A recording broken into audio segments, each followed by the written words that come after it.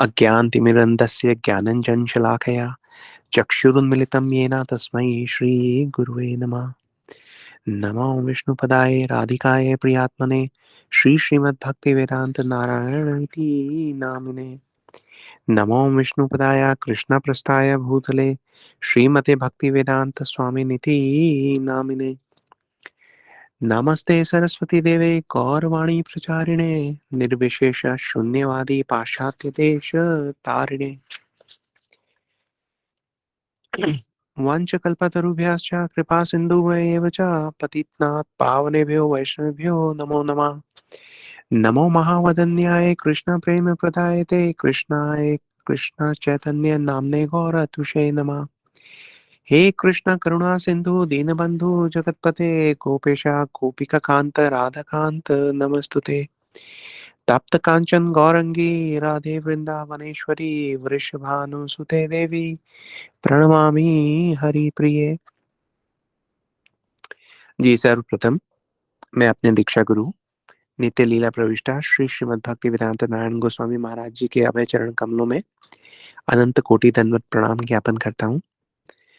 तत्पश्चात मैं अपने शिक्षा गुरु नित्य लीला प्रविष्टा श्री श्रीमद् भक्ति वेदांत स्वामी महाराज श्रील प्रभुपाद के चरणों में अनंत कोटि दंडवत प्रणाम ज्ञापन करता हूँ।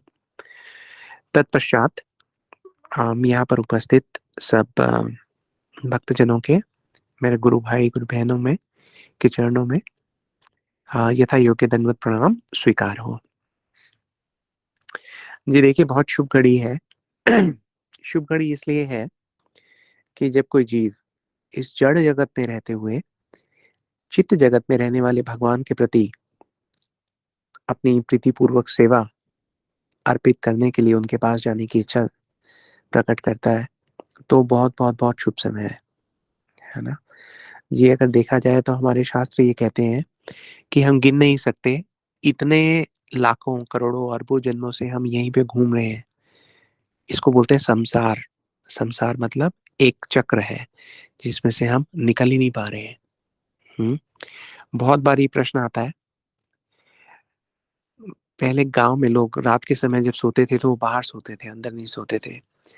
और अक्सर वो चांद तारों को देखकर ये सोचते थे कि ये चांद कहाँ है, ये तारे कहाँ हैं, क्या इस पृथ्वी के जैसे और भी ग्रह हैं या नहीं है, ये जीवन क्या है, क्या ये जीवन इस पृथ्वी के बाहर भी है, ये किसने बनाया जीवन, ये पृथ्वी किसने बनाई, ये ब्रह्मांड किसने बनाया, ये सृष्टि किसने बनाई। जी जब इस किस्म के प्रश्न हमारे चित्त में आते हैं तो समझिए ये एक प्रकार से इंगित कर रहे हैं, हम हमारी आत्मा की इच्छा हो रही है कि हम जाने कि हम किसका पार्ट एंड पार्सल है, हम किसके अंश हैं। आज का जो टॉपिक है वो बहुत रेलेवेंट है, क्योंकि एक ऐसी यात्रा जो आप और हम बहुत जन्मों से कर रहे हैं, जिसके बारे में हम हर नया जन्म लेने पर भूल जाते हैं, लेकिन भूलने के बाद भी उस यात्रा पे हम आगे अग्रसर बढ़ते रहते हैं। तो उस यात्रा के अब तक जो पड़ाव हैं हम उन पे नजर डालेंगे। हम ये देखेंगे कि हम कहाँ से शुरू हुए थे और कहाँ तक पहुंच गए हैं। जी पहले भी हमने शॉर्ट में डिस्कस किया है कि ये संसार क्या है, ये सृष्टि क्या है, कैसे बनी। भगवान की इच्छा थी कि वो एक से अनेक हो जाए। भगवान की अनेक शक्तियां हैं जो उनकी इच्छा पूर्ति में लगती हैं। भगवान पहले स्वयं एक से अनेक हुए। सच्चिदानंद भगवान का जो विग्रह है उसमें जो सत शक्ति है उसको हम बलराम जी के रूप में जानते हैं। जो चित्त शक्ति है वो स्वयं भगवान कृष्ण के रूप में जानते हैं। और जो आनंद शक्ति है वो श्रीमती राधा रानी के रूप में हम जानते हैं। अब इसके आगे भी भगवान की जो शक्तियां हैं उन्होंने ब्रह्मांड को निर्मित करने के लिए अपना अपना कार्यभार संभाला। जी भगवान की एक शक्ति तटस्थ शक्ति, तटस्थ शक्ति से जीव जो है उत्पन्न हुए, प्रकट हुए। जिन जीवों के मन में संसार को भोग करने की कामना थी वो जड़ जगत की तरफ आकर्षित हो गए। उनको भगवान की जो दो शक्ति हैं, एक है योग माया, एक है महामाया। तो महामाया ने उनको जड़ जगत की ओर उनको रास्ता दिखाया। जिनकी इच्छा थी भगवान की सेवा करने की, वो योग माया के आश्रय में भगवान की सेवा करने के लिए चले गए। अब हम बात करते हैं महामाया की, क्योंकि हम जिस जगत में हैं वहां पे हम महामाया के चार्ज में है। अब महामाया की बात करें, हम थोड़ा-सा पहले स्ट्रक्चर को समझने का प्रयास कर रहे हैं कि ये सब सारा हुआ कैसे? आज का जो हमारा टॉपिक है, जो विषय है, वो है प्रकृति के गुण। लेकिन प्रकृति के गुण आए कहाँ से? क्या हमें ये सोचना चाहिए कि अचानक अनायास ये सब गुण यहाँ पे प्रकट हो गए? अगर हम ऐसा सोचेंगे तो शायद हम उस विषय को उतना गूढ़ तरीके से ना समझ पाएँ। इसलिए आज हम बिल्कुल शुरू से समझने का प्रयास कर रहे हैं कि ये सृष्टि का निर्माण कैसे हुआ और उसमें प्रकृति के गुण कहाँ आए, कैसे आए और उन गुणों ने हमें किस प्रकार से अपने प्रभाव में ले लिया। हुँ? तो महामाया की अगर हम बात करते हैं, तो महामाया से आगे 2 डिवीज़न होती हैं। एक है प्रधान, प्रधान को आप ये समझिए कि जड़ प्रकृति भी कहा जा सकता है, जो निष्क्रिय है, अभी उसमें प्राणों का संचार नहीं हुआ, वो भी एक्टिव नहीं है, इनएक्टिव है। दूसरा महामाया से निकलता है अविद्या। हुँ? तो अब ये जो प्रधान है, जो जड़ प्रकृति है, भगवान इस जड़ प्रकृति को गर्भित करते हैं, गर्भवती करते हैं अपनी दृष्टि से, है ना? जी, इस प्रकार से भगवान कार्य करते हैं। तो जो भगवान की दृष्टि है, उस दृष्टि से 2 शक्तियाँ निकलती हैं। एक है जीव शक्ति और एक है काल शक्ति। जी, हम इसको बहुत शॉर्ट में एक्सप्लेन करने का प्रयास कर रहे हैं, क्योंकि हमारा जो प्रमुख विषय है वो आज कुछ और है, लेकिन इस बात को जानने के बाद आप लोगों को थोड़ा आसानी हो जाएगी उसको समझने में। तो भगवान अपनी दृष्टि से इस प्रधान को गर्भित करते हैं। 2 शक्तियाँ हैं भगवान की प्रमुख, जो इस वक़्त यहाँ पर आ रही हैं, इस जड़ जगत में आ रही हैं। एक है जीव शक्ति और एक है काल शक्ति। जी, इसको अगर हम आसान लैंग्वेज में समझना चाहें तो आप यूँ समझिए कि जो काल शक्ति है वो भगवान शिव हैं और जो जीव शक्ति है वो पार्वती जी हैं। हुँ? तो ये प्रधान और काल शक्ति, इनका जब मिलन होता है, इनका जब संग होता है तो वहाँ से महातत्व निकलता है। महातत्व से आगे अहंकार निकलता है। अहंकार जो है ये प्रकृति के 3 गुणों का संग करता है। अब आप ध्यान दीजिए कि प्रकृति के जो 3 गुण हैं, वो अहंकार के साथ संग करते हैं तो क्या होता है? 3 गुण आप सब लोग जानते होंगे कि क्या-क्या है। सद्गुण, जिसे मोड ऑफ गुडनेस भी कहते हैं, रजोगुण, जिसे मोड ऑफ पैशन कहा जाता है, और तमोगुण, जिसे मोड ऑफ इग्नोरेंस कहा जाता है।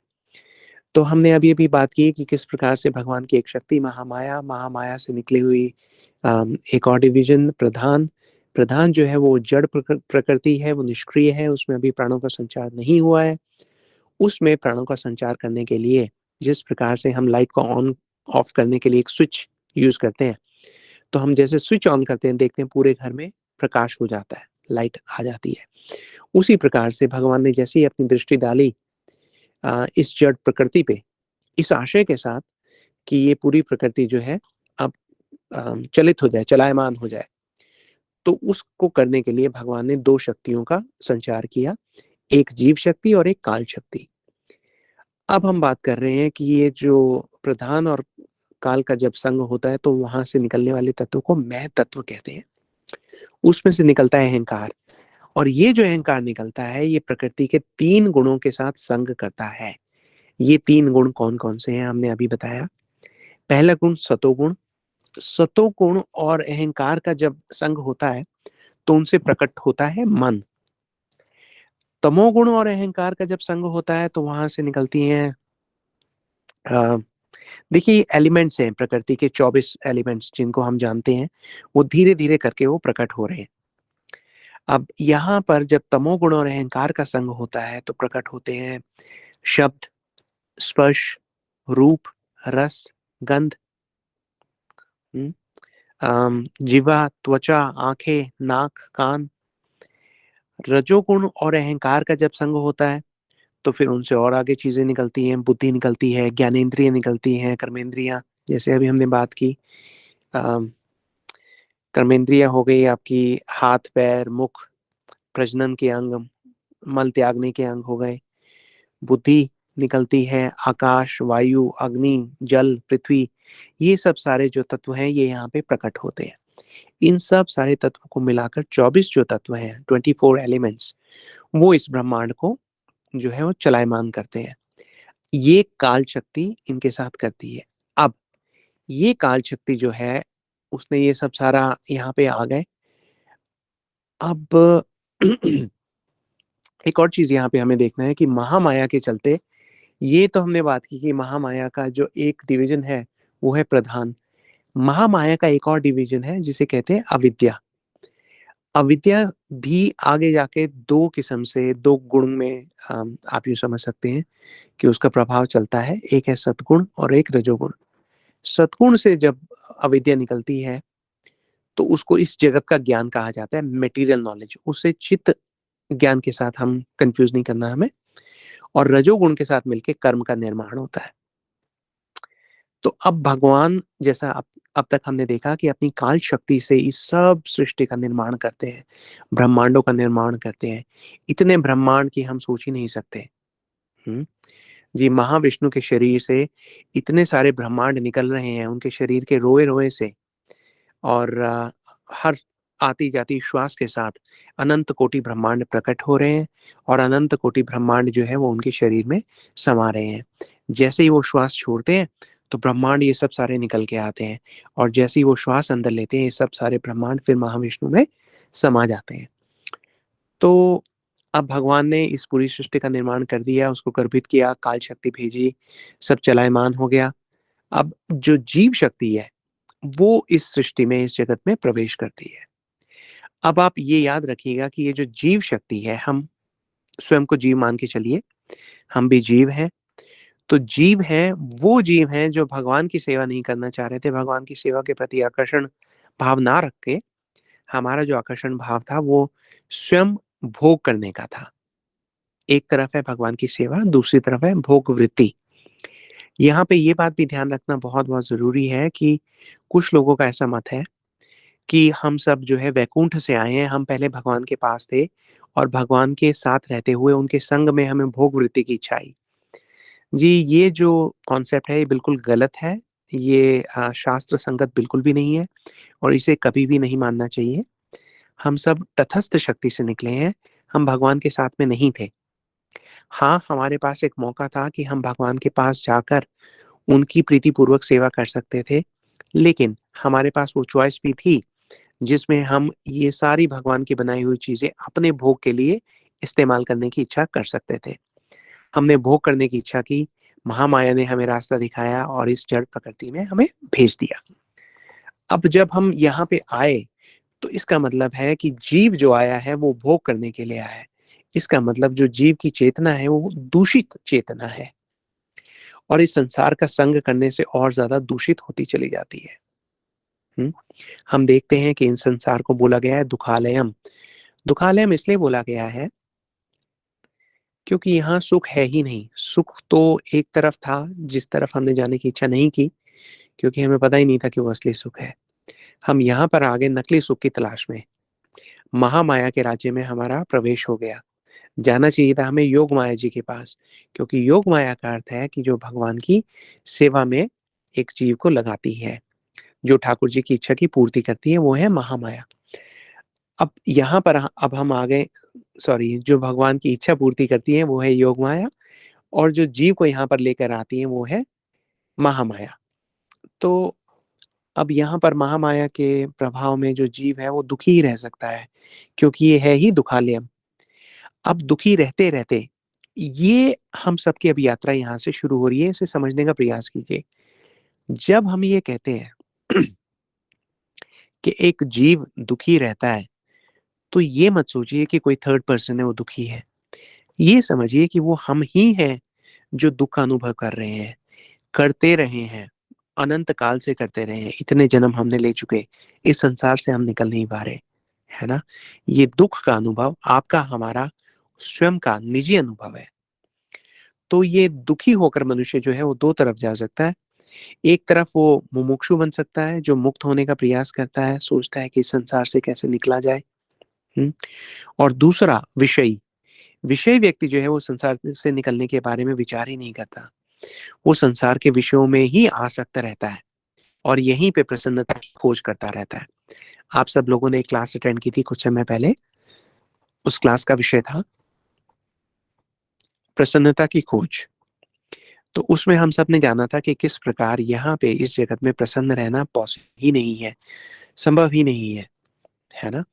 तो उसके बाद ही इस क्लास को हमने रखा है, ताकि आप सब लोग ये समझ सकें कि आप तो अब विषय नहीं है। संसार के विषयों से आपकी आसक्ति जो है वो क्षीण होने लगी है।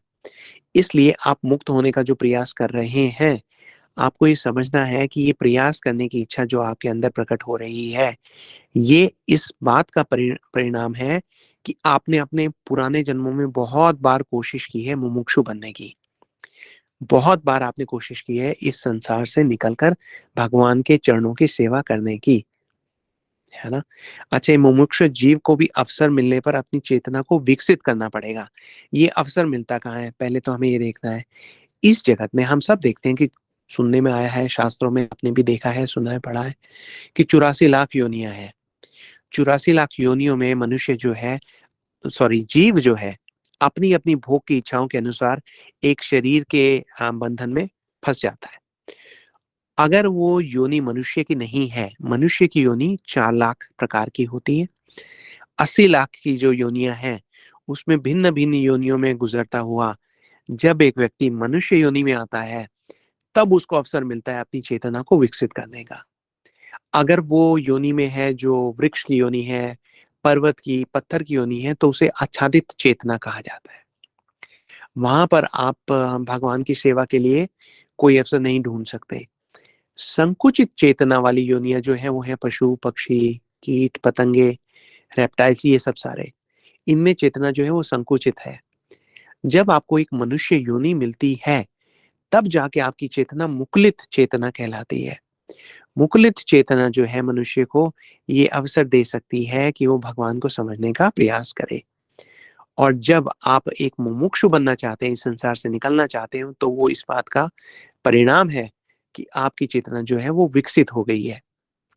और यहाँ पर विकसित चेतना तक आने का मतलब ये है कि आप इस जन्म में, इससे पिछले जन्म में, उससे पिछले जन्मों में भी कहीं न कहीं भक्तों का संग किया है, साधु संग किया है।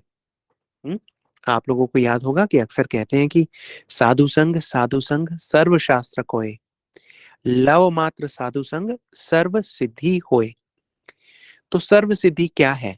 सर्व सिद्धि यही है कि संसार से जिससे जीव निकल नहीं सकता, इससे निकलने का रास्ता, और इससे निकलने का रास्ता भी कहाँ जाने के लिए? भगवान की सेवा करने के लिए। इससे बड़ी सिद्धि कोई हो नहीं सकती।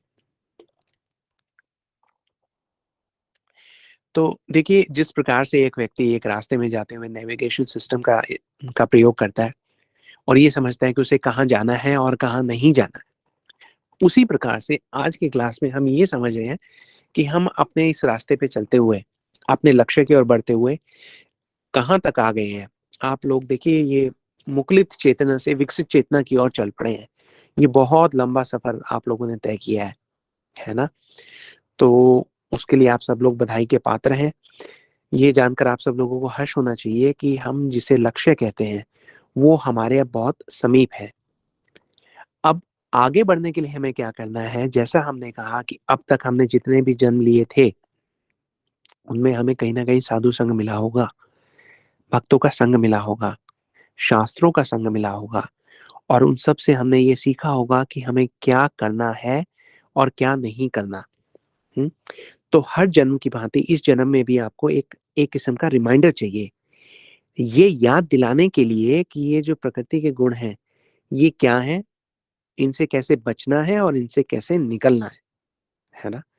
अब ये ज्ञान कि किससे बचना है, कैसे निकलना है, इस ज्ञान को पाने के लिए हम निर्भर करते हैं उस विद्या पर जो भगवान की योग माया शक्ति से निकलती है। महामाया शक्ति से निकलने वाला जो ज्ञान है वो इस जगत से संबंधित रहता है। जो योग माया से निकलने वाला ज्ञान है वो भगवान के विषय में हमें जानकारी देता है। हमारे मन में कहीं न कहीं एक लालसा उत्पन्न करता है कि हम भी ठाकुर जी की सेवा करें, और जब ऐसा होता है तो वो बहुत ही मंगलमय है हमारे एक जीव के लिए। क्योंकि योग माया का मतलब भगवान की सेवा, कृष्ण की इच्छा पूर्ति। जब हम ऐसा करने का प्रयास करेंगे, तो हम भगवान ऐसा अरेंजमेंट करेंगे हमारे लिए कि हम उनकी ओर चलना शुरू कर दें। खासकर कलयुग में कलयुग में तो वो मार्ग जो है भगवान ने बहुत आसान कर दिया है ना? इस कलयुग में देखिए बहुत सारे कष्ट भी हैं, लेकिन यहाँ पर एक बात कही गई है कि भगवान की भक्ति बहुत ही सहज और सरल रूप में हम प्राप्त कर सकते हैं। एक छोटा-सा इंस्टेंस याद आ रहा है, कष्ट हमने बात की, का कलयुग की हमने बात की, तो कलयुग जब आने को था, तो हमने देखते हैं कि महाराज परीक्षित वन में निकले हुए हैं और अचानक वो एक दृश्य देखते हैं। वो ये देखते हैं कि एक बड़ा विभत्स दिखने वाला एक कुरूप व्यक्ति, वो एक बैल को मार रहा है ना? और उसके पास गाय जो है खड़ी होकर रो रही है। तो महाराज परीक्षित आप सब जानते हैं कि अभिमन्यु के पुत्र हैं, अर्जुन के पुत्र हैं। भगवान कृष्ण ने गर्भ में ही उनकी रक्षा की थी, इसलिए भगवान के परम भक्त हैं। जब वो ऐसा देखते हैं तो अपनी तलवार खींच लेते हैं उनके रक्षण के लिए। बैल को धर्म का प्रतीक माना गया है और गाय को धरा, धरा मतलब इस धरती का प्रतीक माना गया है। तो परीक्षित महाराज जो है वो धर्म से एक प्रश्न करते हैं। वो ये कहते हैं कि भाई आपको ये जो कष्ट का अनुभव हो रहा है इसके लिए कौन जिम्मेवार है ना? तो वहां पर जो वो धर्म है, जो बैल है, वो बहुत सुंदर उसका उत्तर देते हैं। वो ये कहते हैं कि किसे जिम्मेवार ठहराया जा सकता है, ये कैसे बताया जा सकता है? ये भी हो सकता है कि हम स्वयं ही जिम्मेदार हों। ये भी हो सकता है कि इस जगत में आने वाले कष्टों के लिए जो देवता हैं वो जिम्मेवार हों। ये भी हो सकता है कि हमारे पिछले जो कर्म हैं वो उसके लिए उत्तरदायी हों। ये भी हो सकता है कि जीव का जो स्वभाव है वही उसके जीवन में आने वाले कष्टों के लिए जिम्मेदार हो। तो ये कैसे बताया जा सकता है कि हमारे जीवन में आने वाला कष्ट, उसका जो सही कारण है वो क्या है? इतना सब होने के बाद भी और जब श्रीमद् भागवतम में हम आगे बढ़ते हैं तो हम देखते हैं कि एक इन सब गौण कारणों के पीछे जो प्रमुख कारण है, जिससे सब कारण निकल रहे हैं, वो कारण ये है कि भगवान का हमें विस्मरण हो गया है। हम भगवान को भूल गए हैं, है ना? इसको ऐसे समझिए जैसे मान लीजिए किसी की याददाश्त चली गई है। अब अगर किसी की याददाश्त चली जाए, तो आपने देखा होगा कि कई बार डॉक्टर कहते हैं कि भई इनकी अगर याददाश्त चली गई है, तो आप इनको वहाँ ले जाइए जहाँ ये पहले रहा करते। आप इनको वहाँ घुमाने के लिए ले जाइए जहाँ पे ये पहले घूमा करते। आप इनको वहाँ ले जाइए, उन लोगों के बीच में ले जाइए जिनके साथ इनका उठना-बैठना था। तो उसी प्रकार से हम जो एक जीव हैं, हमारे अंदर भगवान का जो प्रेम है, वो हमेशा से ही विद्यमान रहा है। इस वक़्त वो सुप्त अवस्था में है, मतलब सो रहा है। उसको जैसे ही जागृत अवस्था में लाया जाएगा, उसको जैसे ही जगाया जाएगा, तो हमारे अंदर का जो प्रेम है वो जाग जाएगा। और उसको जगाने का जो कार्य है, जैसे ही वो आरंभ होगा, हमें समझ में आ जाएगा कि हमारे जो कष्ट हैं, हमें उन कष्टों में पड़ने की आवश्यकता ही नहीं है ना? तो इसीलिए ये कार्य करता है हमारा सत्संग, हमारा साधु संग। हुँ? इस जगत में देखते हैं कि अगर मान लीजिए किसी को कोई तकलीफ है, कोई कष्ट है शारीरिक रूप से, किसी के सर में दर्द हो रहा है, तो वो क्या करता है कि वो कुछ दवाई लेता है, दवाई जो है वो पेन किलर्स है। अब जो पेन किलर्स हैं, आप में से किसी को पता है कि पेन किलर्स किस प्रकार से कार्य करते हैं? कोई बताना चाहेगा अनम्यूट करके? अगर मान लीजिए आपके सर में दर्द है, आपने पेन किलर लिया, तो वो दवाई ली, उसको कैसे पता कि आपके सर की ओर जाना है या आपकी आँख में दर्द है, कान में दर्द है या पेट में दर्द है? आप में से किसी को पता है कि पेन किलर किस प्रकार से काम करते हैं?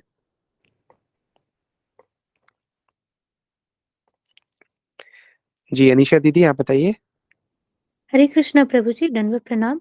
दंडवत प्रणाम दीदी। जैसे हमने एक बार सुना था कि क्लास में ही सिस्टर बता रही थी हम लोगों के कॉन्वेंट में कि हम ये दवाई जब जाती है तो डब्ल्यूबीसी को स्ट्रांग बनाती है और डब्ल्यूबीसी से हमारा वाइट ब्लड सेल से हमारा ये दर्द वगैरह छूट जाता है। पता नहीं ये कहाँ तक सच है, पर ऐसा सुना है। जी, पूरे मैकेनिज़्म का एक पार्ट ये भी हो सकता है जो आपने कहा।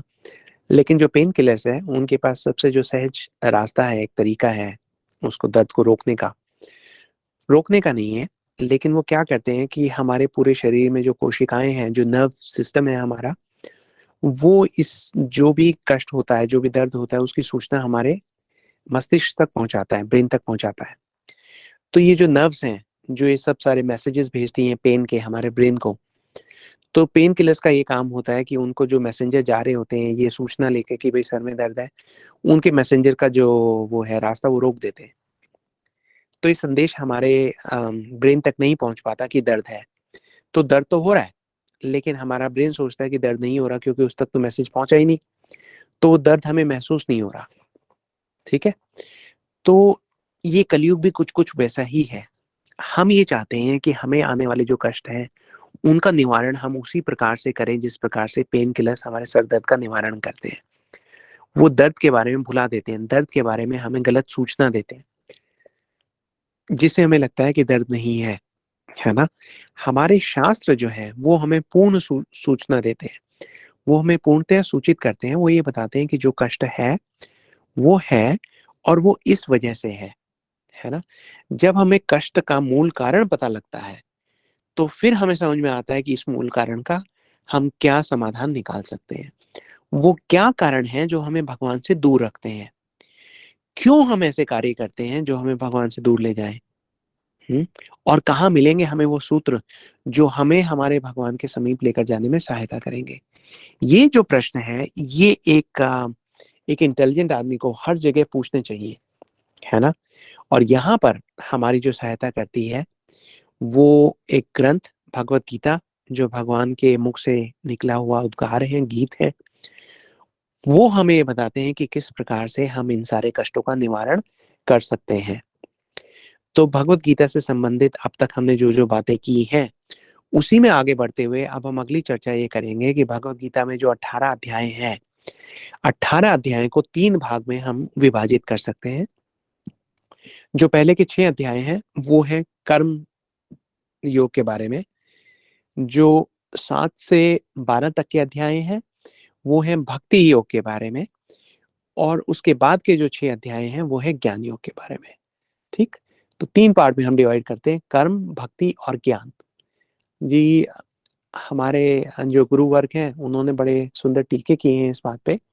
इस बात को समझने के लिए कि अरे भक्ति बीच में है, कर्म पहले, भक्ति बीच में, बाद में ज्ञान। ऐसा क्यों किया? है ना? तो उसको आप ये समझिए कि एक सैंडविच के जैसा है।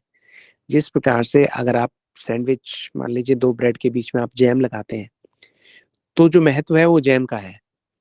कोई पूछेगा क्या खा रहे हैं? तो आप बोलेंगे जैम सैंडविच खा रहे हैं। या आप उसमें बटर लगाएँगे। कोई पूछेगा क्या खा रहे हैं? तो आप कहेंगे बटर सैंडविच खा रहे हैं, है ना? उसके बीच में आप सैलेड रखेंगे तो बोलेंगे सैलेड सैंडविच खा रहे हैं। या फिर आप कोई टिक्की रखेंगे तो कहेंगे टिक्की सैंडविच खा रहे हैं। So on so fourth. तो आप ये समझिए कि ये जो भक्ति है ये बीच में वही जो उसकी मधुरता है, पूरी के पूरे भगवत गीता की वो बीच के 6 अध्याय हैं, ठीक है? तो अब वैसे तो भगवत गीता का जो प्रत्येक श्लोक है वो भक्ति से सुसज्जित है ना? भगवान जो हैं वो तरीके-तरीके से जिस प्रकार से मछली पकड़ने वाला जो एक वो मछुआरा है, वो अपना काँटा फेंकता है, उसपे वो चारा लगाता है ताकि मछली फँस जाए। उसी प्रकार से भगवान क्या करते हैं कि कर्म वालों को भी, ज्ञान मार्ग पे जाने वालों को भी, सबको भक्ति मार्ग की ओर प्रेरित करने के लिए ऐसा करते हैं। अगर हम कोई भी श्लोक उठा के देख लेंगे तो उसमें प्रत्येक श्लोक हम भक्ति ढूँढ सकते हैं। किसी में प्रत्यक्ष है, किसी में परोक्ष भाव से है, ठीक है? तो अब इस भगवत गीता की जो हमने बात की, अब यहाँ से हम अपना जो आज का टॉपिक है वो थोड़ा उठाते हैं। अब तक हमने ये समझा कि हम कहाँ हैं, हमने ये सुना कि हम कौन हैं, हम जीव हैं। हम कहाँ पे हैं? सृष्टि में हैं। सृष्टि का कैसे निर्माण हुआ और निर्माण के समय ही ये जो प्रकृति के गुण थे, ये वहाँ पे कार्यशील थे। प्रकृति के गुण, जब हम गुण की बात करते हैं तो हम ये समझिए कि गुण का एक मतलब होता है रस्सी, है ना? तो जिस प्रकार से एक रस्सी को बनाने के लिए 2 या 3 पतली-पतली रस्सियों को लिया जाता है और उनको आपस में गूँध के एक मोटी मजबूत रस्सी बनाई जाती है। उसी प्रकार प्रकृति के जो 3 गुण हैं, ये मिल-जुल कर हमें यहाँ पर इस जगत से बांधे रखने का कार्य करते हैं। अब भगवत गीता का जो प्रमुख यहाँ पर एक किरदार है, वो ये है कि भगवत गीता हमें बताती है कि हम किस प्रकार से बंधे हुए हैं। पहले तो हम ये माने कि हम बंधे हुए हैं। कई बार हमें लगता है कि हम एक खास तरीके से ही हमारा स्वभाव क्यों बना हुआ है। ऐसा क्यों है कि हम हमें देख के लोगों को पता लग जाता है कि वो इनकी आदत ये है और इनका स्वभाव ये है और ये ऐसी परिस्थितियों में इस प्रकार से कार्य करेंगे। हुँ। जी, वो पता इसलिए लगता है क्योंकि हम अपने अपने कर्मों से बंधे हुए ऐसे गुणों की तरफ आकर्षित हो जाते हैं, जिसके प्रभाव से हम वैसा ही कार्य करते हैं जैसा वो गुण चाहते हैं कि हम करें। जिस प्रकार से तमोगुण में रहने वाला व्यक्ति जो है वो दूसरों को कष्ट पहुँचाकर उसे प्रसन्नता का अनुभव होता है।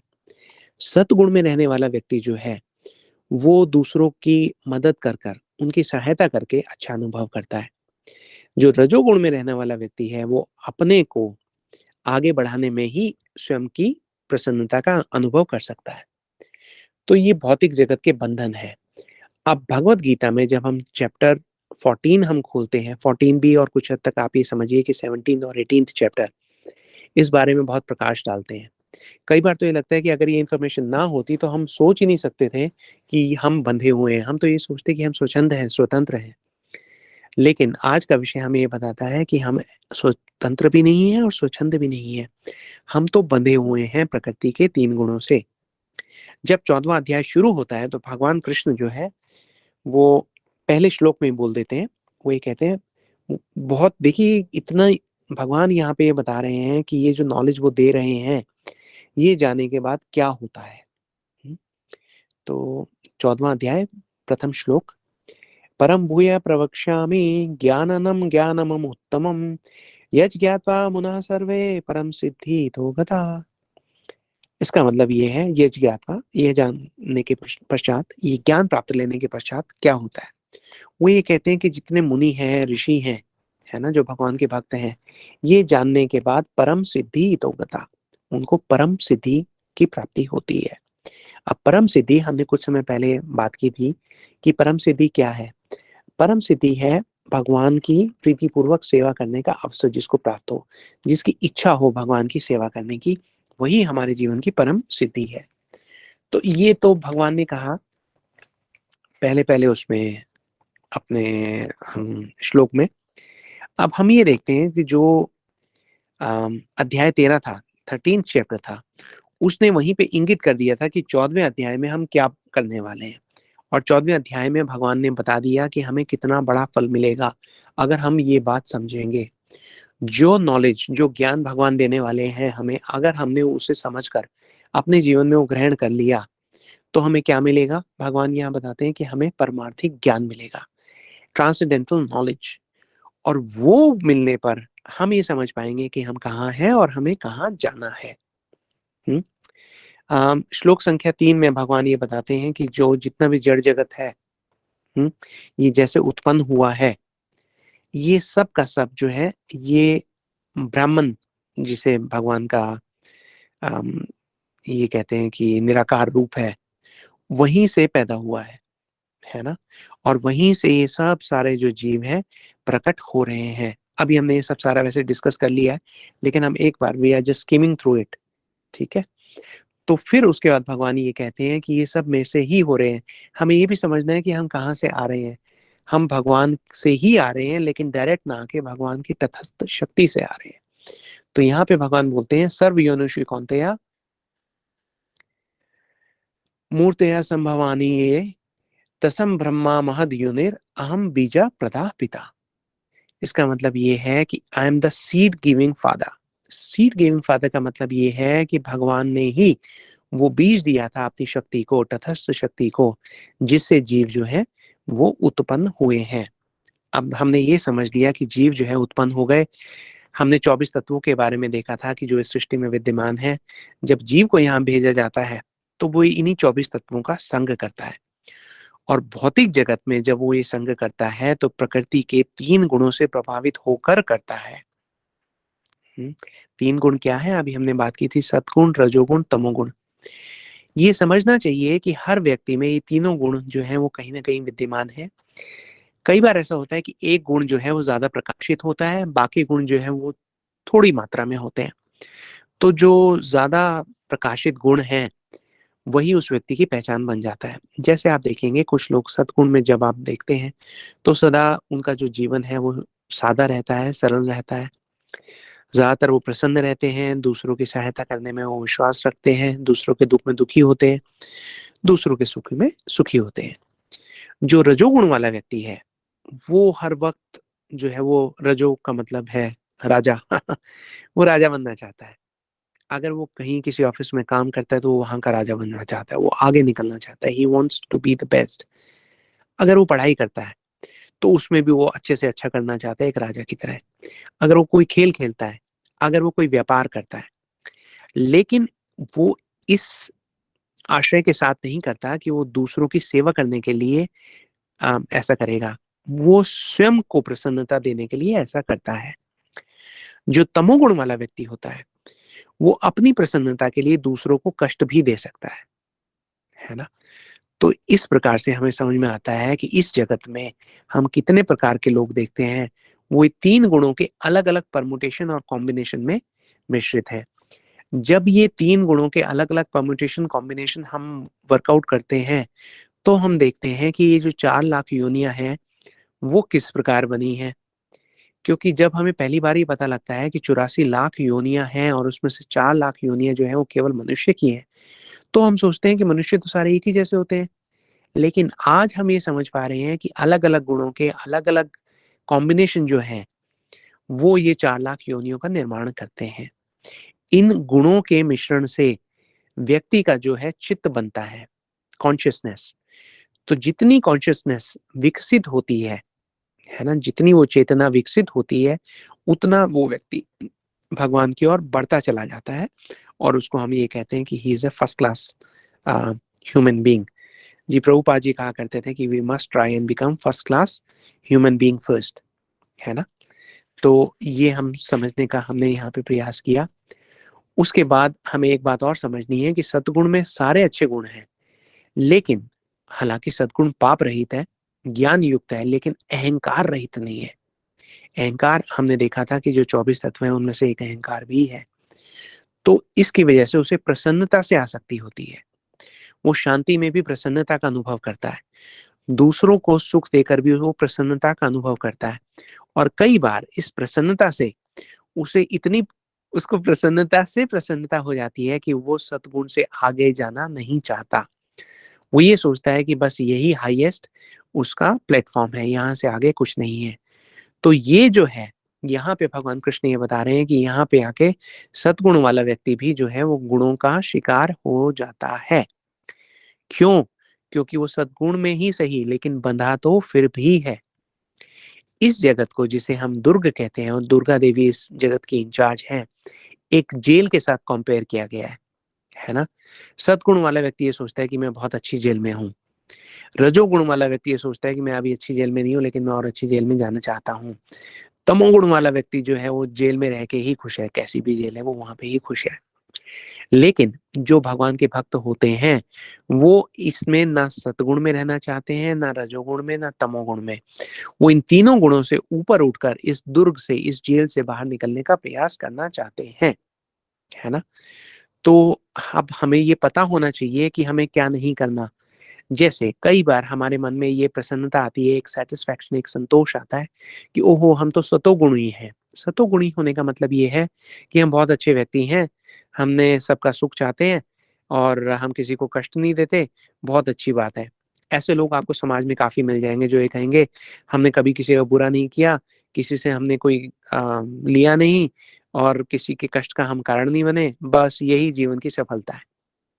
वो इस बात को भूल रहे हैं कि जीवन की सफलता का मतलब ये है कि प्रकृति के गुणों से ऊपर उठकर भगवत धाम में उनकी सेवा के लिए प्रस्तुत होना, ठीक? तो अब हम इस मेंटालिटी से, इस मानसिकता से हम सदैव सतर्क रहेंगे कि हमें इस बात में प्रसन्न नहीं हो जाना कि हो सद्गुण है तो बहुत बड़ी चीज़ है। रजोगुण में रहने वाला व्यक्ति जो है वो बहुत मेहनत करता है, नाम चाहता है, उसको यश चाहिए, उसको संपत्ति चाहिए, वो चाहता है कि उसकी पत्नी, परिवार हो, समाज में आदर हो, स्थान हो, इन सब सारी चीज़ों के पीछे वो बहुत भागता है। तो भगवान तो वो समझिए कि उतना ही याद करता है भगवान को, जितना उसे अपने मतलब के लिए भगवान को याद करने की आवश्यकता है। भगवान के प्रति प्रेम का उदय उसके हृदय में होना बहुत मुश्किल हो जाता है। फिर भगवान 8वें श्लोक में ये बताते हैं कि तमोगुण का व्यक्ति क्या करता है। तमोगुण के व्यक्ति की जो पहचान है वो ये है कि वो मूढ़ होता है, मूर्ख होता है, उसमें वो बहुत आलसी होता है, अज्ञानता उसमें हम बड़ी रहती है, निद्रा, निद्रा का मतलब अवे फ्रॉम रियलिटी, है ना? आप काफ़ी लोग देखते हैं, आप भी अपने दोस्तों को, रिश्तेदारों को, आस-पास रहने वाले लोगों को कहते होंगे कि चलिए मंदिर चलते हैं या चलिए हरि कथा में चलते हैं, कुछ प्रयास करते हैं, वो कहता है अरे छोड़ो यार, सुस्ती आ रही है, नींद आ रही है। या उनको आप खींच कर अगर वो अवसर देना भी चाहें कि कहीं हरि कथा हो रही है, वो सुन लें, भगवान का प्रसाद प्राप्त कर लें, भगवान के पवित्र नाम का जप कर लें, तो उनको सुस्ती आने लगती है, उनको थोड़ी देर में नींद आ जाती है, उनकी कोई रुचि नहीं होती। ये लोग तमोगुण में होते हैं, है ना? तो रजोगुण जो है वो प्रसन्नता की ओर भागता है, सॉरी सतगुण जो है वो प्रसन्नता की ओर भागता है, रजोगुण जो है वो कर्मों के फल के पीछे भागता है, तमोगुण जो है वो मूर्खता और मूढ़ता में स्वयं का और दूसरों को कष्ट देने का कारण बनता है। अब ये तीनों गुण एक दूसरे पर हावी होने की कोशिश करते रहते हैं, ऐसा भगवान कृष्ण का कहना है ना? तो भगवान ने आगे आने वाले श्लोकों में यही उसके बारे में और डिटेल में बताया है। ये बताया है कि जो लोग सतगुण में रहते हैं, उनका अगला जन्म क्या होगा? कई बार लोग कहते हैं कि अगला जन्म क्या होगा हमें पता नहीं। यहाँ पे भगवान कृष्ण इसका उत्तर दे रहे हैं। 14वें श्लोक संख्या में भगवान ये बताते हैं कि अगर कोई पूर्णतया जो है सतोगुण में आ जाए, तो उसका अगला जन्म जो होता है, वो जो ऊपर के ग्रह हैं, वहाँ जाता है ना? अगर रजोगुण में कोई व्यक्ति है, तो वो संघर्ष करने के लिए इसी धरती पर बार-बार, बार-बार आता रहता है। जो तमोगुण वाला व्यक्ति है, वो इतने पाप कर लेता है कि वो इस जन्म के बाद जो नरकगामी हो जाता है, नीचे के प्लैनेट्स में चला जाता है। लेकिन यहाँ से अब आप ये देखिए कि जो सद्गुण है, भगवान का ये कहना है कि सद्गुण में रहने का एक आम आदमी को कम से कम प्रयास करना चाहिए, क्योंकि वहाँ से उसे जो है सही ज्ञान की प्राप्ति हो सकती है। वहाँ से वो ऊपर उठ सकता है, क्योंकि वो सच्चाई को देखने का एक अच्छा अवसर उसके प्राप्त है। अब वो भी क्या कैसे होगा? वो तब होगा जब उसको साधु संग मिलेगा, जब उसको सत्संग मिलेगा, है ना? तो ये सब सारी बातें जब हम समझते हैं, तभी हम उनको पहचान पाएँगे। अदरवाइज़ कहीं ऐसा ना हो कि हम रजोगुण में बड़े प्रसन्न रहें, हम सत्गुण में बड़े प्रसन्न रहें और तमोगुण में हमें पता ही ना लगे कि किस बात पे प्रसन्न होना है और किस बात पे शुद्ध होना है ना? तो भगवान यहाँ पे 14वें अध्याय में उन्होंने ये सब सारा बताया। उसके बाद 17वें अध्याय में भगवान इसके बारे में और बताते हैं। अर्जुन का एक प्रश्न आता है। अर्जुन का प्रश्न ये है कि हे भगवान, अगर कोई व्यक्ति अपनी मन-मर्ज़ी से, मन-मर्ज़ी का मतलब ये है जो शास्त्रों में बताए हुए जो निर्देश हैं, उनका पालन ना करते हुए अपनी मन-मर्ज़ी से कुछ करने लग जाए, जैसे कि किसी की पूजा करने लग जाए। ये क्वेश्चन जो है हमारे लिए बहुत रेलेवेंट है, क्योंकि आजकल के समाज में हम ये देखते हैं कि बहुत सारे लोग भगवान बनकर घूम रहे हैं इस जगत में, है ना? जबकि उनके यहाँ पे आने का कोई भी जो है, किसी भी शास्त्र में उसके बारे में बताया नहीं हुआ है। भगवान जब आते हैं तो शास्त्र पहले ही बता देते हैं कि भगवान आएँगे, भगवान के क्या चिन्ह होंगे, भगवान कहाँ आएँगे, भगवान क्या करेंगे, इसके बारे में पूरी जानकारी हमें शास्त्रों से मिल सकती है। लेकिन ऐसे-ऐसे लोग भगवान बन के यहाँ पे घूमते हैं और मूर्ख व्यक्ति उनको सही में भगवान जानकर उनकी पूजा करने लगते हैं। तो यहाँ पर अर्जुन का ये प्रश्न है कि अगर ऐसा होता है तो उनका क्या भविष्य है? तो भगवान ये बताते हैं कि ब एक ऐसा नहीं है कि किसी की किसी में भी श्रद्धा हो गई है, उसके पीछे भी कारण है। भगवान ये कहते हैं कि श्रद्धा भी फिर दोबारा 3 प्रकार से हो सकती है। किस प्रकार से हो सकती है उसके बारे में वो ये कहते हैं कि ये डिपेंड करता है कि वो व्यक्ति कौन से गुणों से बंधा हुआ है ना? जो सद्गुणों वाला जो व्यक्ति है, वो क्या करेगा? सद्गुणों वाला व्यक्ति उनका जो देवता हैं, उनकी पूजा करता है, ठीक है? जो अम, साधु संग अगर सद्गुण वाले व्यक्ति को मिलता है, तो फिर उसके पास एक ऐसा अवसर आता है कि वो गुणों से ऊपर उठकर शुद्ध सत्व में स्थित हो सकता है। तो जैसा अभी हमने बात की थी कि सत्संग सॉरी अम, जो मोड ऑफ गुडनेस है ना? सतोगुण जो है, वहाँ तक हमें आने का प्रयास करना है, क्योंकि वहाँ पर आकर हमें जो शास्त्रों की भाषा है, वो बड़ी आसानी से समझ में आ सकती है, ठीक है? और अगर वैसा नहीं हुआ, अगर हम उसमें रजोगुण, तमोगुण, सतगुण में ही फँसे रहे, तो क्या होगा? सतगुण में देवताओं की पूजा करेंगे, रजोगुण में असुरों की पूजा करेंगे, तमोगुण के प्रभाव से हम भूत-प्रेत की पूजा करने लग जाएँगे, है ना?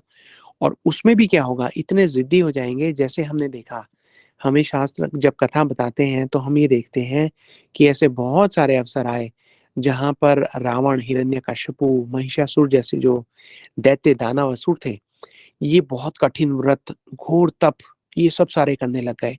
अब ये सब सारे जो इन्होंने घोर तप किए, कठिन व्रत किए, इनका शास्त्रों में कहीं उल्लेख नहीं है।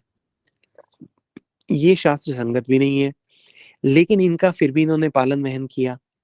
क्यों किया इन्होंने? क्योंकि ये अहंकार और अपनी जो कामनाओं से प्रेरित होकर ऐसा करते हैं, है ना?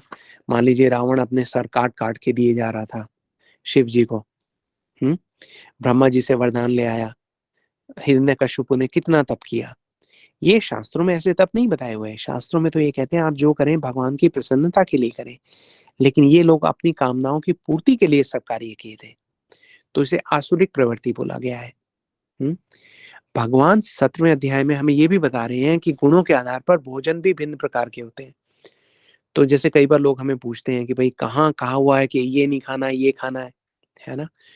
तो यहाँ पर भगवान बहुत आराम से बताते हैं कि देखिए भोजन का एक लक्ष्य है, भोजन का क्या लक्ष्य है? वो है शरीर का वहन करना, क्योंकि भोजन के लिए शरीर के लिए भोजन की आवश्यकता पड़ती है, शरीर का हम वहन करते हैं, तो भोजन ज़रूरी है। सद्गुण वाले व्यक्ति जो करेंगे, वो भोजन करेंगे जो प्रकृति के द्वारा प्रदत्त है। सादा भोजन करेंगे, फल सब्ज़ी जो है वो ज़्यादा खाएँगे। जो रजोगुण वाले हैं, वो मसालेदार, चटपटा, तीखा इस प्रकार का जो भोजन है, वो ज़्यादा उनमें रुचि रहेगी। तमोगुण वाले जो हैं, वो तीव्र गंध वाले मांस, मछली ये सब सारे खाएँगे। यहाँ पे हमें समझना है कि जो प्याज़, लहसुन है, वो भी तमोगुण का भोजन है ना? तो इसमें भगवान लिखते हैं कि जो पंजेंट स्मेल आती है, जिससे तीव्र गंध आती है, वो वाले जो भोजन है, वो यहाँ पे होते हैं। तो भोजन का अभी हमने देखा कि लक्ष्य क्या है? शरीर का वहन करना। लेकिन इन गुणों के अगर हम ऊपर उठें, तो वहाँ पर भोजन का एक और लक्ष्य भी है। वो क्या है? वहाँ पे भोजन का एक लक्ष्य है भगवान के प्रति एक संबंध स्थापित करना। वो संबंध भक्त लोग कैसे स्थापित करते हैं?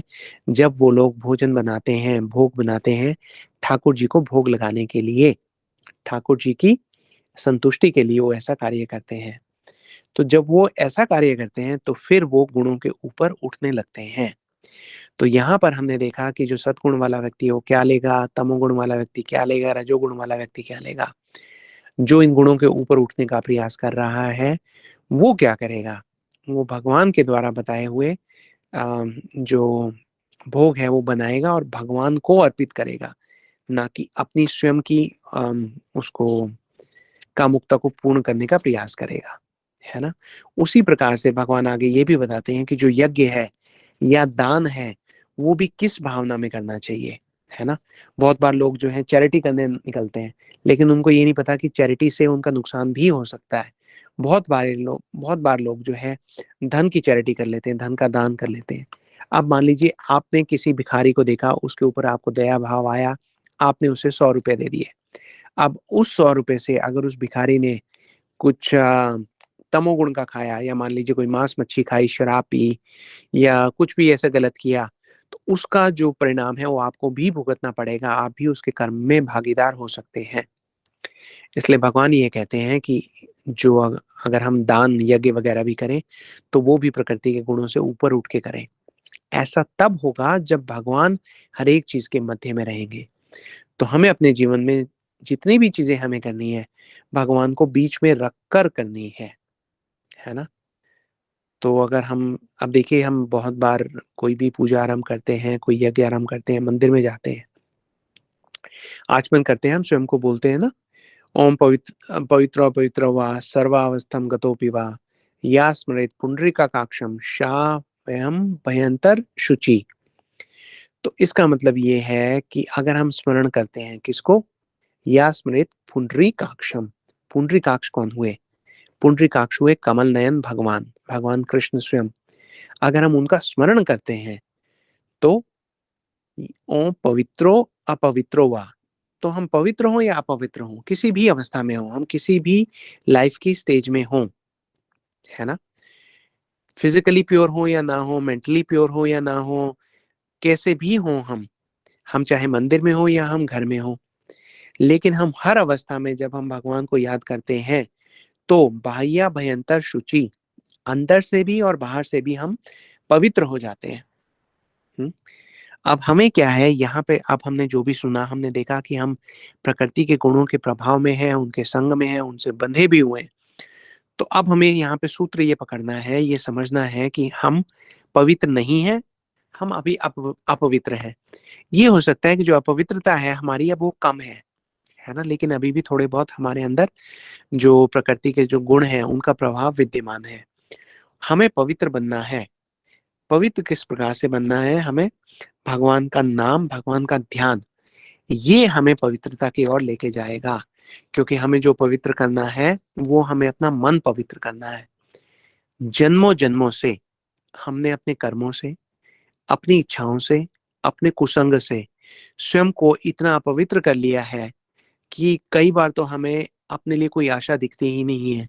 लेकिन फिर हम यही सुनते हैं कि भगवान तो कह रहे हैं, सर्वावस्था गति पिवा। किसी भी अवस्था में हो, तो भी हम पवित्र हो सकते हैं। कैसे? भगवान का ध्यान करके, साधु संग से, हरि कथा से, भगवान के पवित्र नाम के जप से, वैष्णव सेवा से। हुँ? तो देखिए, ये जो प्रकृति के गुणों की रस्सी है, जिसके बारे में हमने थोड़ा समझा, ये हमारे आत्मबल से क्षीण हो सकती है। हमारे अंदर की अगर कोई तीव्र इच्छा हो, तो वो इस बंधन को तोड़ भी सकती है।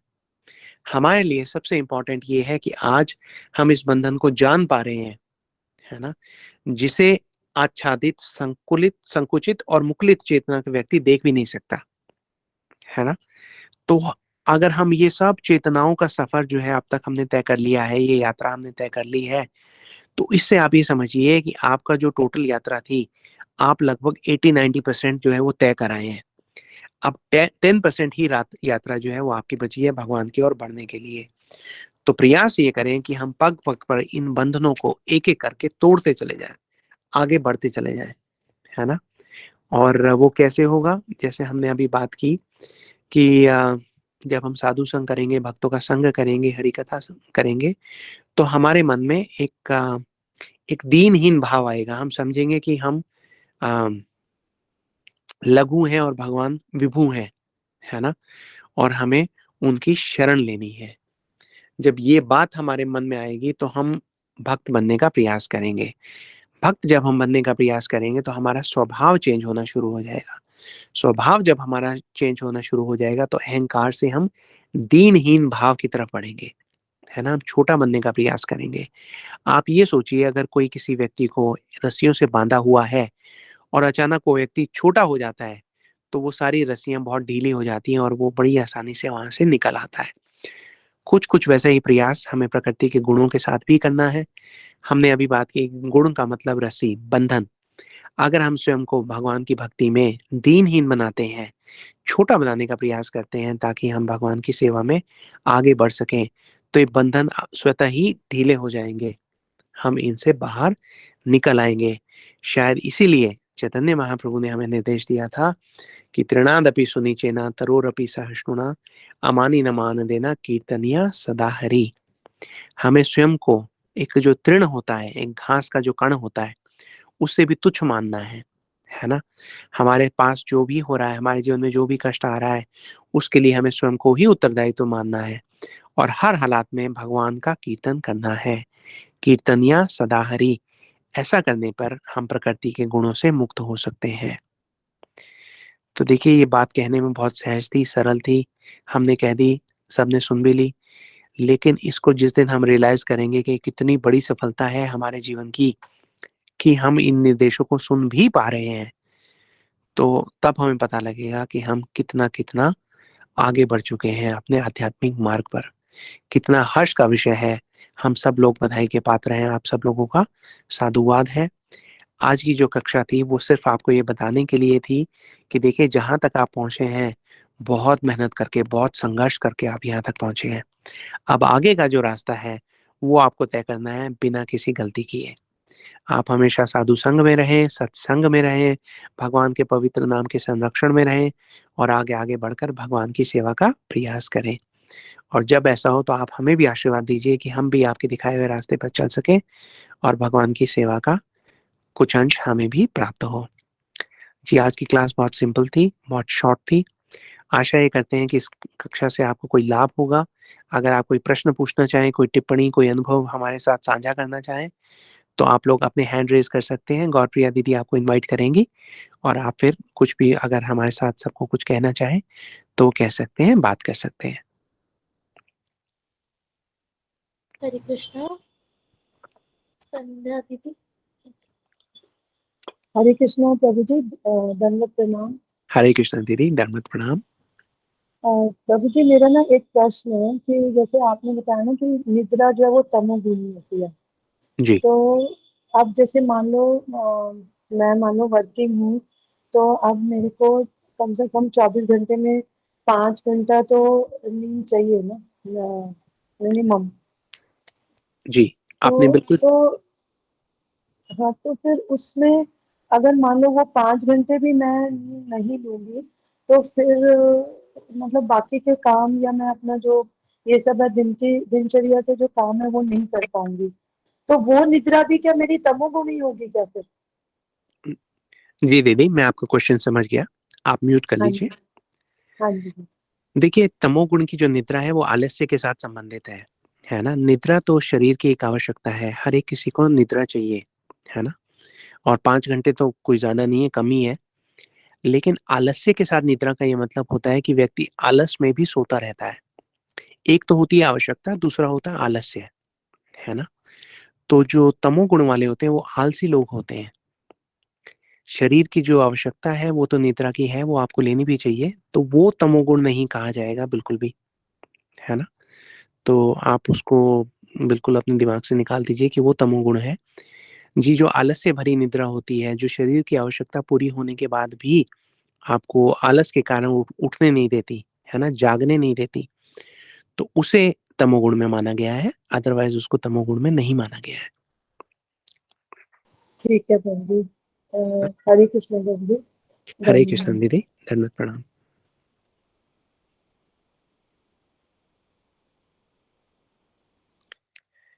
जी, कोई और कुछ और हरे कहना चाहे? कृष्णा। लक्ष्मी दीदी। हरे कृष्ण प्रभु जी, दंडवत प्रणाम। हरे कृष्णा दीदी, दंडवत प्रणाम। प्रभु जी, मेरा एक क्वेश्चन था, मतलब जैसे आपने कहा कि ये संसार दुखालय है, तो अभी हमारे जैसे हमारी फैमिली जो होती है, क्या हमें उनसे भी कोई एक्सपेक्टेशंस वगैरह, मतलब हमें क्या क्या सोचना चाहिए जब भी हम किसी भी व्यक्ति से इंटरैक्ट कर रहे हैं, या फॉर दैट मैटर हमारी फैमिली भी हो, तो हमें उनसे किस प्रकार के एक्सपेक्टेशंस, या फिर क्या मतलब कैसे बिहेव करना चाहिए हमें? क्योंकि अगर हम ये सोचेंगे क्योंकि जी अगर दीदी। हम ये सोचेंगे क्योंकि अगर हम ये सोचेंगे कि हमें अच्छा बिहेव करना है, नहीं वरना हमें डांट पड़ेगी, या फिर हमें मतलब ऐसी ऐसी कुछ चीजें। अरे, अगर हम ना किसी और से मतलब स्ट्रेंजर से अच्छे से बात नहीं करेंगे, तो शायद वो हमें समझेंगे कि हम बुरे हैं, या फिर ऐसी बहुत सारी ऐसी चीजें। तो मतलब आप जैसे कह रहे थे कि हम ना बंधनों में, वो जो 3 नेचर्स होते हैं, तो उसमें बंध के रह जाते हैं। तो इससे ऊपर उठने के लिए हमें कैसे बिहेव करना चाहिए, या फिर एक माइंडसेट कैसा होना चाहिए जब भी हम किसी से भी इंटरेक्ट करते हैं? जी, ठीक है दीदी, मैं आपका क्वेश्चन समझ गया। आप म्यूट कर लीजिए।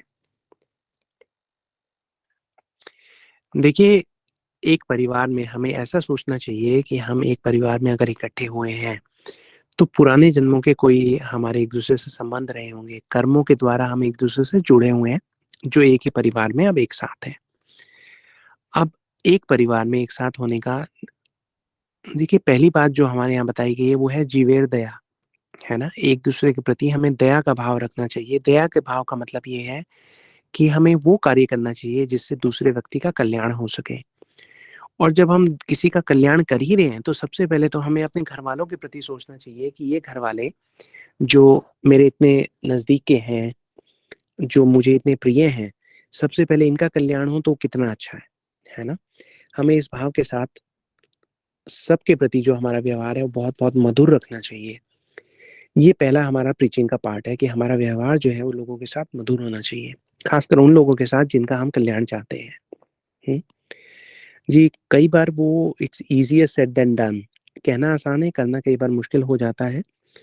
उसके साथ एक और चीज़ आपको करनी है। अभी हमने बात की साधु संघ की, सत्संग की, तो आप ये समझिए कि आपको करना क्या है। पिछली क्लास में हमने एक एग्ज़ाम्पल लिया था, वो ये था कि कबड्डी का मैदान।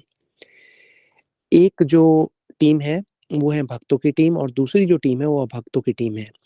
जब भक्तों की टीम से एक व्यक्ति कबड्डी खेलते हुए दूसरे पाले में जाता है, तो उसको सब समय बोलते रहना पड़ता है, कबड्डी, कबड्डी, कबड्डी, कबड्डी। इसका मतलब वो भगवान का नाम ले रहा है। हरे कृष्ण, कृष्ण कृष्ण हरे हरे, हरे राम, राम राम हरे हरे। दूसरा जो टीम है, वो उसको पकड़ के उसको वहीं पे अपने पास ही रख लेना चाहते हैं ताकि वो भगवान का नाम ना ले पाए। ठीक है? तो उस व्यक्ति को जब वो वहां पे जाता है, कोशिश ये करनी चाहिए कि वो दूसरे की टीम को भी पकड़ के अपने साथ ले आए ताकि उसको भी भगवान का नाम का वो अभ्यास करा सके।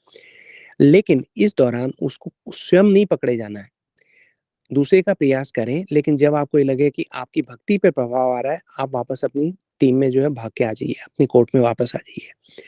उसी प्रकार से इस जगत में मिलने वाले जितने भी लोग हैं, आप प्रयास करके देखिए। अभी हमने ये भी डिस्कस किया कि भगवान के प्रति जो प्रेम का भाव है, वो सब जीवों के हृदय में सुप्त अवस्था में है ना? समय के साथ-साथ आप देखेंगे कि कुछ लोगों में वो जो सुप्त भाव है, वो उदय हो रहा है ना? वो जागृत हो रहा है।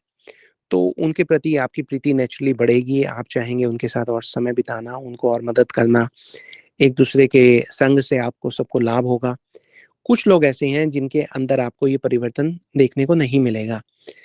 ऐसे लोगों को आपने जाकर अपना संग देना है, लेकिन उनका संग नहीं लेना। कहने का मतलब ये है, उनके पाले में आप जाएँ, उनके कोर्ट में जाएँ, कबड्डी, कबड्डी, कबड्डी करें, लेकिन आउट होके उनके पास नहीं रह जाना है आपने। तो उनका संग नहीं लेना है। इसका मतलब ये है कि बहुत बार वो अपनी इधर-उधर की बातें करेंगे, आपने सुनना भी है, लेकिन आपने उनको सुनना भी नहीं है। अंग्रेजी में 2 वर्ड्स हैं, एक है हियरिंग, दूसरा है लिसनिंग। हियरिंग का मतलब ये है, अब देखिए उसको, चलिए एक और उदाहरण से समझते हैं, है ना? एक बच्चा है, वो टीवी के आगे बैठा हुआ है, उसकी जो माताजी हैं, वो ये कहती है, "बेटा उठ जा।"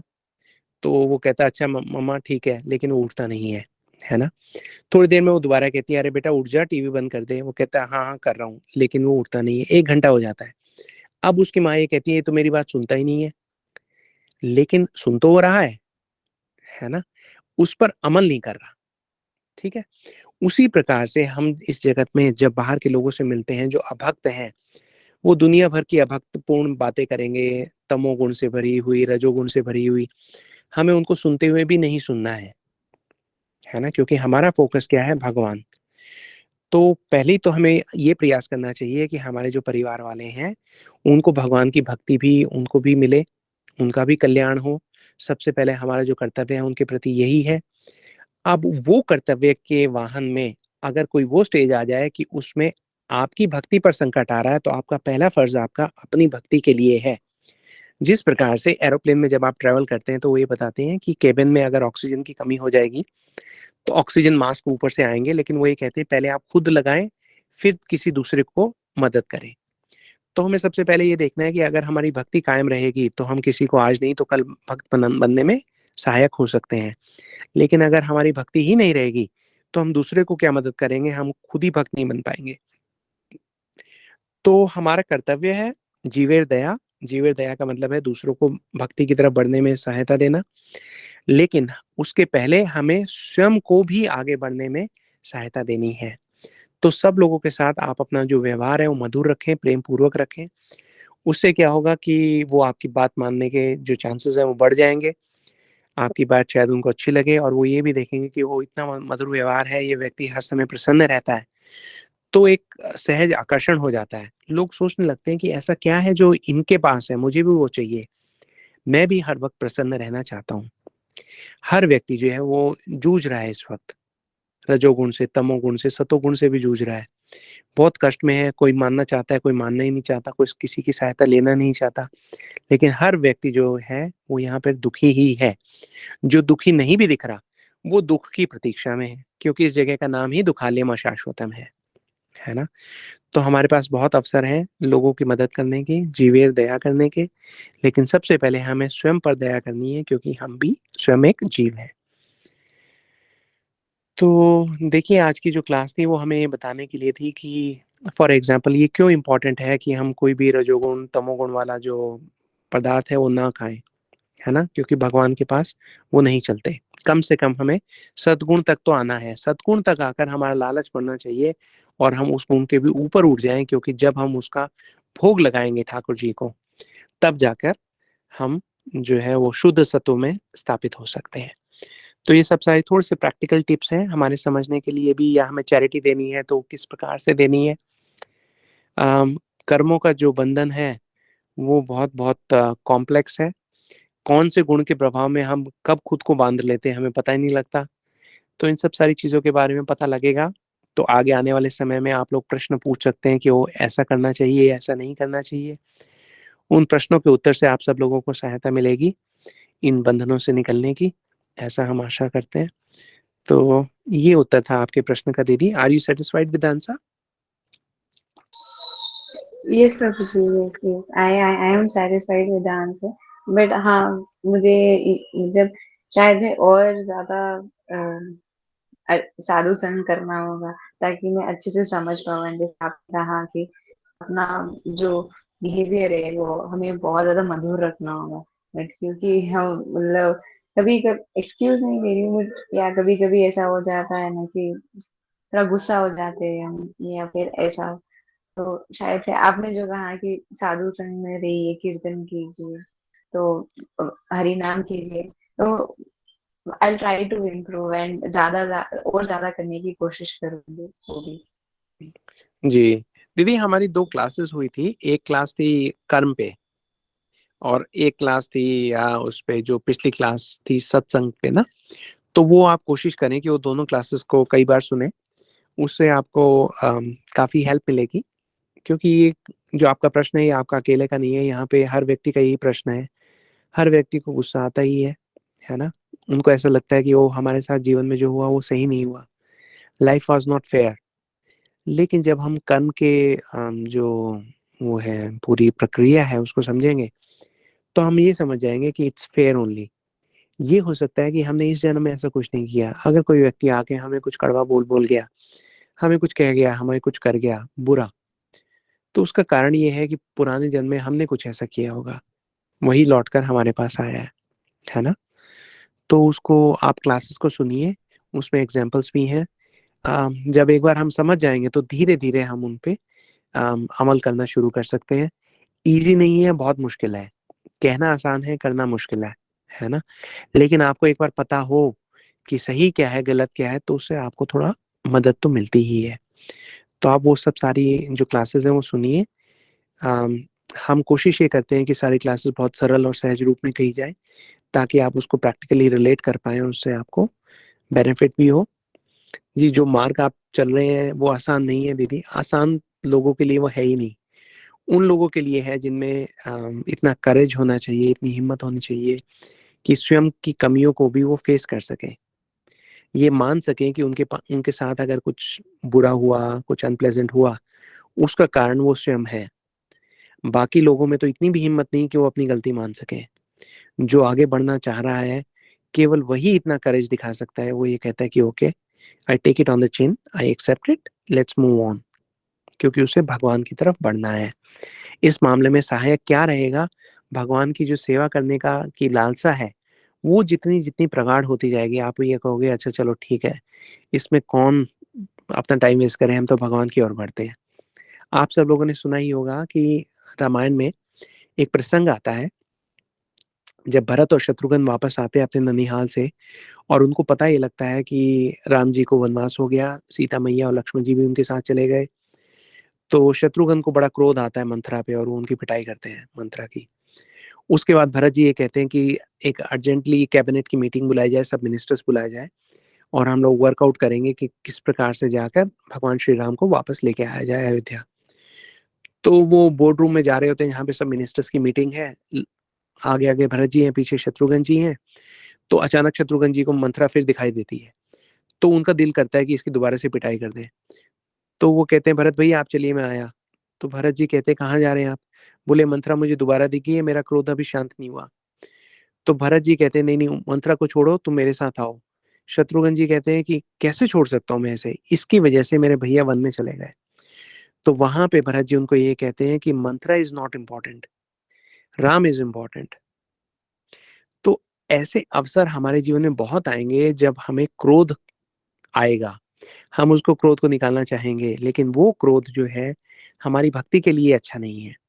जब शत्रुघ्न जी ने ये सुना कि Ram is more important then Manthara, तो बोले आपकी बात ठीक है, चलिए हम वहां चलते हैं जहां पे सब लोगों के साथ हम विचार विमर्श करके एक ऐसा मार्ग खोज सकें कि जिस प्रकार से भगवान श्री राम वापस हमारे जीवन में प्रवेश कर सके।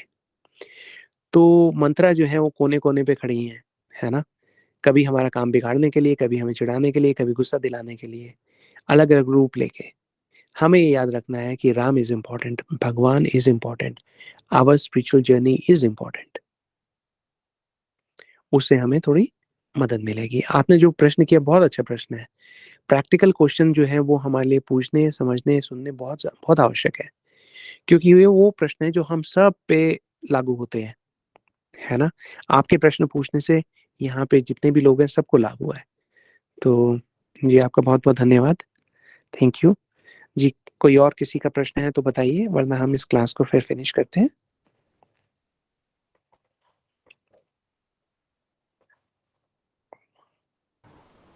प्रभु जी और किसी ने हैंड रेज तो नहीं किया है।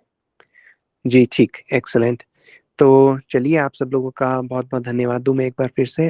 आप यहाँ पे आए, आपने अपना कीमती समय दिया, भगवान की सेवा करने के लिए आपके मन में ऐसा भाव है कि आप हरि कथा सुनना चाहते हैं, स्वयं को उस तरफ बढ़ाना चाहते हैं जहाँ पे आप जाकर भगवान की प्रीतिपूर्वक सेवा में संलग्न रह सके। उसके लिए आप सबके चरणों में मेरा दंडवत प्रणाम है जी। आपसे नेक्स्ट वीक दोबारा हमारी भेंट होगी, तब तक के लिए हरे कृष्णा, राधे राधे। हरे कृष्ण बाबू जी, राधे राधे। जी हरे कृष्णा दीदी, राधे राधे।